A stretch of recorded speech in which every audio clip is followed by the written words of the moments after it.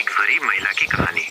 एक छोटे से गांव में रहती थी एक गरीब महिला जिसका नाम था सीता। उसके पति की कुछ साल पहले ही मृत्यु हो गई थी और अब वो अकेली ही अपने दो छोटे बच्चों की परवरिश कर रही थी। उनके पास खाने पीने के लिए मुश्किल से ही कुछ होता था और कपड़ों की तो बात ही छोड़िए। सीता दिन भर मेहनत करती थी, खेतों में काम करती, दूसरों के घरों में मजदूरी करती, बस अपने बच्चों का पेट भरने के लिए।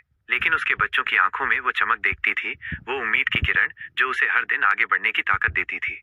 एक दिन गांव में एक साहूकार आया जो गांव वालों से बहुत सारा ब्याज पर पैसा उधार देता था। सीता भी उससे कुछ रुपए उधार लेने गई ताकि वो अपने बच्चों के लिए कुछ अनाज खरीद सके।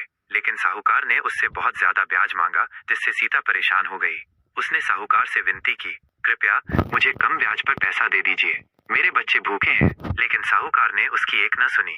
सीता निराश होकर घर लौटी, लेकिन अचानक उसे एक विचार आया। वो गांव के अन्य गरीब महिलाओं के पास गई और उन्हें एक योजना बताई। उन्होंने मिलकर एक छोटा सा दुकान खोलने का फैसला किया। सभी महिलाएं मिलकर काम करने लगीं और धीरे धीरे उनकी दुकान चलने लगी। उनकी मेहनत रंग लाई और उनकी दुकान गांव में लोकप्रिय हो गई। अब सीता और अन्य महिलाएं अपने परिवारों का खर्च उठा सकती थीं और उनके बच्चों के चेहरे पर भी खुशी की चमक लौट आई।